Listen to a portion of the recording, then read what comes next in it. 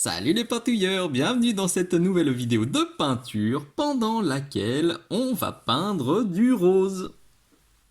Ça sera la toute première recette de rose sur ma chaîne. C'est vrai que là je regarde souvent quel sujet il me reste à traiter. Je me suis noté encore une bonne centaine de sujets dans mon tableau de tutos à tourner. Donc là je suis encore tranquille pour de nombreux mois, de nombreuses années. Et puis quand je veux piocher, je regarde aussi mes playlists et je me suis rendu compte que j'avais jamais traité le rose sur ma chaîne et que le violet, je crois que j'en ai fait qu'un à ce jour. Donc voilà, il y aura un peu plus de rose et de violet sur ma chaîne dans les semaines, dans les mois à venir. Alors, il n'y en a pas jusqu'à présent parce que faut avouer que c'est pas des teintes que j'affectionne particulièrement, c'est des teintes que j'utilise très très très rarement sur mes figurines, mais je me dis que voilà, tous les goûts sont dans la nature et c'est important que je fasse des tutos pour toutes les couleurs. Donc du rose, du violet, pourquoi pas. La conséquence de ma non-affection du rose, c'est que je sais pas du tout où je vais pour ce tuto. Vous avez vu le résultat final sur la bannière. Si c'est sorti, si je l'ai publié, c'est que c'est pas trop moche. J'ai en tête pour ce premier tuto un rose vraiment punchy, quelque chose de bien flash, de bien saturé, de bien manga, quelque chose qui conviendrait parfaitement pour des figurines Infinity par exemple. Et puis je me suis déjà noté deux autres recettes de rose qui seront un peu plus désaturées. Enfin, je me suis noté la liste de pots là, qu'il fallait que j'achète, qui me semblait sympatoche. Mais aujourd'hui, c'est du flashouille. Moi, j'en suis là au moment où je tourne cette introduction, donc ça va être du 100% improvisation sur l'établi, en espérant que ce sera sympa. Pour ce tuto, je vais utiliser ce buste d'Enforcers de chez Mantic pour le jeu Dead Zone. C'est issu de cette boîte-là. Un grand merci à Mantic pour me l'avoir envoyé. Alors, aujourd'hui, le tuto, enfin l'open the box de cette boîtounette de figurines n'est pas encore dispo sur ma chaîne, mais peut-être que au moment où vous regardez cette vidéo, c'est disponible. Donc si ces figurines vous intéressent, jetez un petit coup d'œil dans la playlist des open the box et il suffit de regarder si elle y est. Comme toujours, tout le matériel que j'utilise et toutes les peintures sont notées dans la description. Le pinceau DaVinci Maestro, là on va partir sur du zéro parce qu'on a beaucoup de petits détails. La peintouillette, les peintures, tout est noté dans la description. Vous avez le lien vers ma page Patreon puisque cette vidéo était une avant-première Patreon. Et vous avez aussi toutes les façons de me filer un petit coup de main pour me remercier de tous ces tutos que je continue de partager totalement gratuitement sur ma chaîne YouTube. Un merci, un bisou, un poutou, un pouce vers le haut, surtout très important, pensez bien à vous abonner. Si vous avez des rabios, ils seront bienvenus. Si vous avez des figurines qui ne vous servent plus, elles seront bienvenues. Les liens affiliés, la boutique Minisoc, tout est noté dans la description. Pensez bien à la lire. Pour la couche de base, je suis parti sur du pourpre violacé de chez Prince Auguste ou Valero, la référence G14. C'est bien flashy, c'est bien fuchsia, c'est bien ce que j'avais en tête, donc ça me fait une couche de base déjà bien flashouille. Alors, vous voyez, là, les plaques d'armure qui sont sur le milieu, je les ai basées en noir. Je voulais pas vous faire un gros bloc rose. Et là, les petites lanières aussi, là-haut, je les ai faites en noir. C'est quelque chose de très important que j'explique notamment dans cette vidéo-là sur les contrastes. Le contraste clair-obscur, ça fonctionne très bien sur nos figurines. L'idée, ça va être d'alterner une zone qui va être très claire, donc cette zone-là qui va être rose clair, puis une zone noire, puis une zone claire, puis une zone noire, puis une zone claire. Vous avez compris l'idée. Ça, vraiment, c'est important à garder en tête sur nos pitous. Ça marche à tous les coups, ça booste la lisibilité, que ce soit sur la table de jeu ou sur la table des concours, des expositions de pitous. Pour le premier ombrage, je suis parti sur du Volupus Pink que j'ai mélangé avec du contraste médium. Je voulais pas mettre le Volupus, on va dire Volupus pur parce que ça allait être trop violent, ça allait vraiment tout m'assombrir et pas vraiment bien glisser dans les creux. Donc je l'ai coupé avec le médium. Et logiquement, ça va me permettre de faire une sorte de shade qui devrait bien aller. Voilà, c'est léger, mais c'est ce que je veux. De toute façon, je veux pas dégommer non plus mon rose sur cette première étape. Je veux surtout marquer les linings. Très important aussi, les linings, c'est comme le contraste. J'en parle dans cette vidéo là. Voilà, si vous n'êtes pas très à l'aise avec les linings, je propose plusieurs méthodes dans cette vidéo qui permettent de faire vite et bien, et là aussi de booster la lisibilité de vos figurines. C'est un peu le nerf de la guerre, j'en parle souvent, hein, la lisibilité. C'est toujours ce qui frustre un peu quand on passe des heures sur un pitou et qu'une fois qu'on l'a aligné sur la table, et bien, on s'éloigne d'un mètre et on voit plus rien, on est un peu dégoûté. D'où l'intérêt de ces petits tutos. Hop là, voilà, alors là j'ai tartiné violent, donc ça va me prendre un petit peu de temps à sécher. Je vérifie juste, ouais, il n'y a pas d'auréole. On est bien, on n'a plus qu'à attendre que ça sèche. Pour les ombrages, j'ai envie tout de suite de mettre quelques nuances de violet. Alors, bonne ou mauvaise idée, bah, je sais pas encore, on verra. Mais je pense que le rouge-violet pourrait être fort sympathique. Vous voyez la différence par rapport à la couche de base. On va voir. Peut-être que je vais faire un mélange des deux. Je vais voir tout de suite ce que ça donne. Alors, je le filme, hein, parce que c'est important aussi que vous voyez de temps en temps quand je me foire. C'est aussi intéressant que les trucs réussis. Parce que je le dis souvent, ça aussi, je me foire très souvent, et c'est pas grave. L'essentiel, c'est d'apprendre de ces boulettes. Alors là, clairement, la dilution était bonne, mais j'ai pas assez déchargé mon pinceau là sur la pintouillette qui est sortie de l'écran, hein, j'ai mis sur le côté. Et du coup, ça m'a fait une auréole pas très jolie, c'est mal.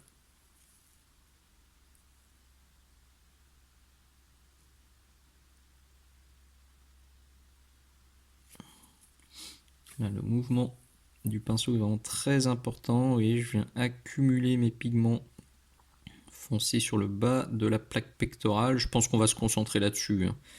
Je vais pas vous montrer tout le processus de partout. C'est juste de la répétition. Je vais juste faire ça à fond là. Et là c'est bien lisse, c'est bien joli. Là le dégradé est en train de venir gentiment. Bon, c'est bien de l'autre côté, on voit pas que j'ai fait de la crotte. Tant mieux. Voilà, on voit un petit peu une auréole, mais c'est pas dramatique. Alors c'est peut-être pas assez foncé comme teinte. Je vais voir. C'est peut-être un peu timide, mais vu que je vais encore vachement l'éclaircir, on va peut-être déjà partir gentiment avec ça. Et puis de toute façon, il y aura des battle damage de partout, vous vous en doutez. Parce que là, alors autant en main je le vois, mais là sur le retour écran de la caméra, j'ai l'impression que c'est très très très léger. Et que vous voyez que dalle.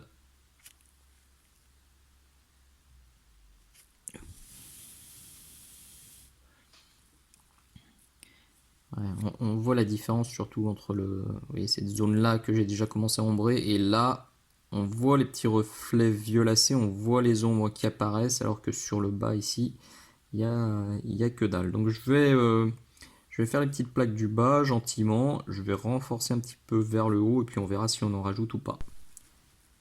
J'aime bien cette petite touche de violet, c'est discret. Je pense que je renforcerai ça à la fin avec des nuances un peu plus marquées, mais en tout cas là déjà on part sur quelque chose de plus violacé qui me parle un petit peu plus.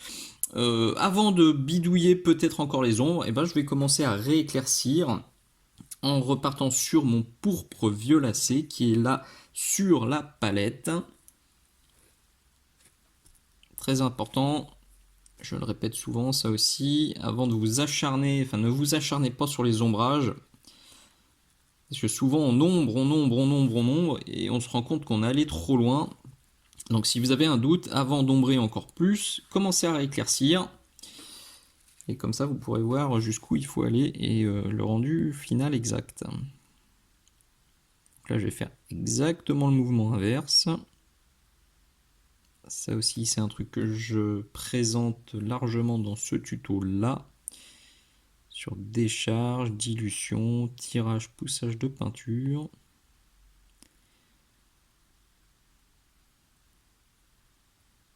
C'est pas désagréable finalement cette teinte.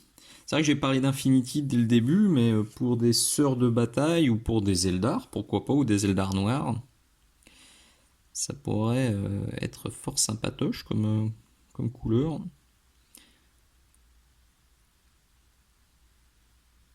Ça va peut-être trop sombre pour de l'Empereur Children ou des trucs comme ça. Voilà, la vilaine poussière.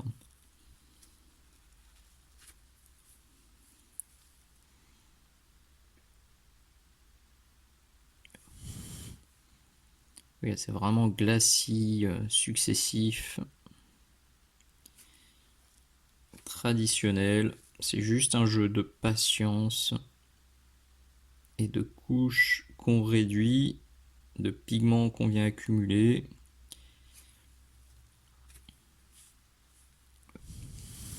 Faut surtout bien attendre que les couches sèchent, sinon vous passez votre temps à retirer votre travail et c'est contre-productif.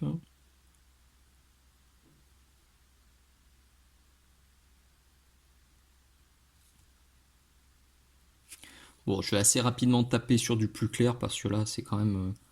Ces deux premières étapes ont été vraiment gentillettes. Moi, en main, je vois vraiment la différence, mais je me doute que vous dites, mais qu'est-ce qu'il fait? Il peint avec de l'eau? Allez, je vous épargne ça. Et on va tout de suite passer à quelque chose de plus marqué. J'ai fait quelques essais sur le bas pour voir si j'allais si j'allais dans la bonne direction, tout simplement. Et ça me plaît. Même si c'est un peu moins punchy que ce que j'avais en tête. J'ai peut-être ça là qui me titille. On verra à la fin de la prochaine étape. Un peu de magenta fluo pour booster un petit peu ça. Ça sera peut-être une bonne idée. À voir.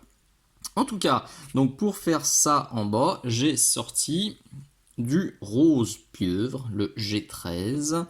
Alors j'ai essayé dans un premier temps, il est là pur, j'ai mis ça directement, c'était ultra cradingue, c'était vraiment trop marqué. La différence entre les deux là, c'était trop. Donc je me suis fait un mélange 50-50 qui est juste ici sur la palette.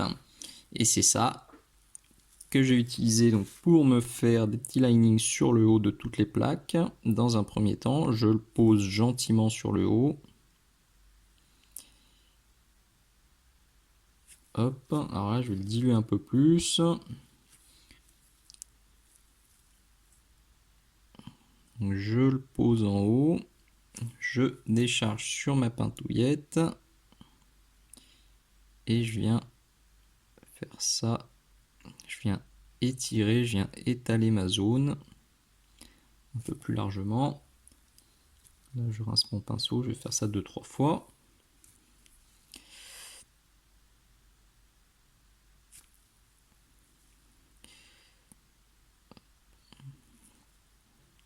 Si vous avez des démarcations trop franches, ressortez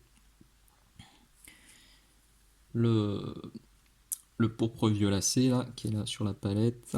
Ça permettra de lisser. Et c'est déjà à ce moment-là que je vais commencer aussi à faire quelques petits battle damage. Je vais commencer à tapoter, à faire quelques petits impacts en profitant. Vous voyez là, la pointe elle a un peu séché, puis il y a une petite crotte au bout. Et ben j'en profite pour faire des petits trucs un peu aléatoires.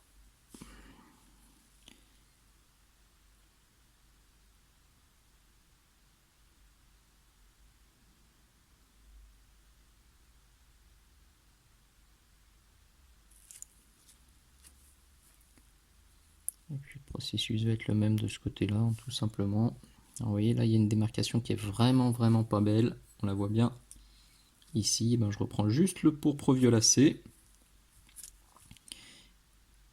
Et je viens picotouiller. Oh, il y a encore une crotte là. Faut que je change ma palette humide. Ça fait un petit moment que je l'utilise. Et même si je la couvre le soir, il y a de plus en plus de petites poussières qui sont en train de se mettre dessus. Et c'est ça que j'attrape quand je peins. Et la transition là, qui était crade, elle a déjà bien disparu.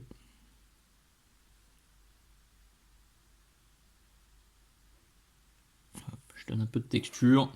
Ça me rassure, même si la couleur me plaît pas à 100%, même si ce rose me pique un peu les yeux, avec un peu de texture, ça devrait calmer mon cerveau qui me dit mets du turquoise de partout. Eh, je pourrais mettre du turquoise aussi, faut que je vois. Prochaine étape, je vais rajouter encore du rose pieuvre, alors cette fois pur. Ça a marché sur les toutes petites plaques d'en bas, j'ai un peu peur sur les pectoraux que ce soit trop violent. Si c'est trop violent ou si vous galérez un peu, faites-vous encore un mélange intermédiaire avec 2 gouttes du clair et une goutte de l'autre. Moi je vais essayer d'y aller léger léger en déchargeant bien le pinceau et puis en effleurant à peine la figurine. Pour les arêtes, RS, c'est pas trop violent, ça fonctionne, mais je veux faire un peu plus que les arêtes pour pouvoir me garder une étape d'éclaircissement encore. J'ai trop appuyé, c'est pas grave. Je remettrai un peu de mon mélange.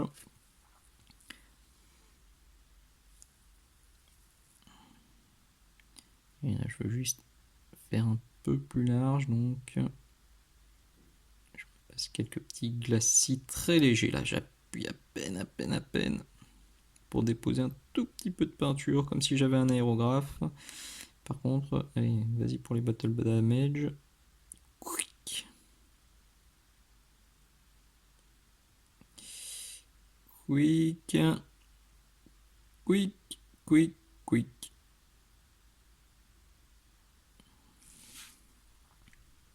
Pas mal.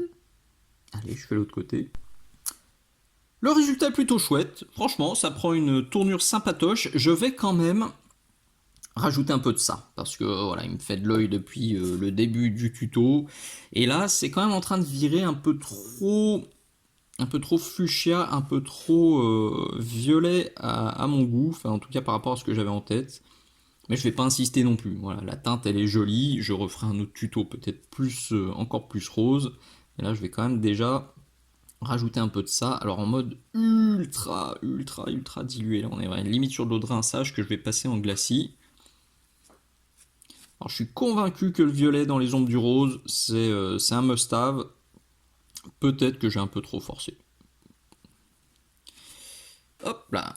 Alors là, ça va être un passage sur les zones intermédiaires. Donc je vais essayer de pas tarter mes éclaircissements. Mais vous voyez, je vais venir mettre ça en glacis très léger. Le pinceau est très déchargé. Là, je mets juste un petit voile ici. Et puis je vais faire ça bien sûr sur les pièces du bas. Là, on est vraiment sur de la nuance légère, légère.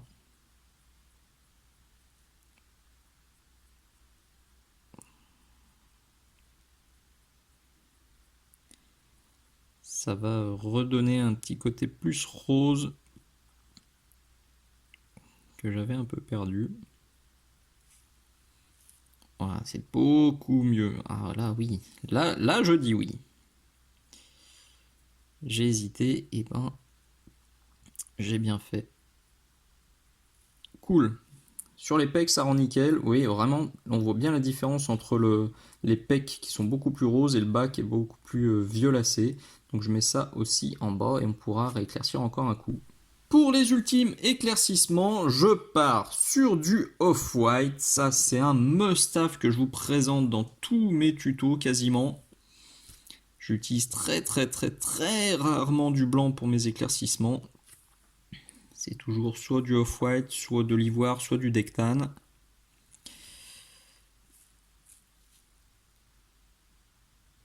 J'ai essayé de me claquer quelques tout petits points, juste là par exemple.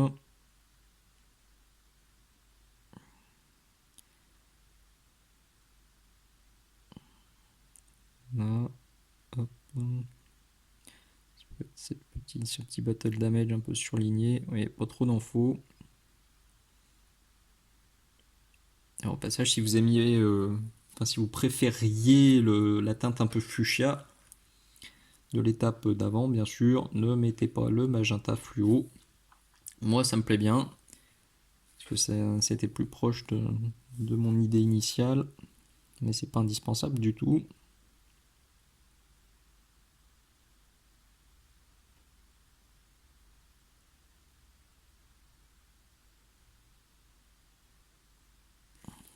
Cette étape-là, vous la connaissez.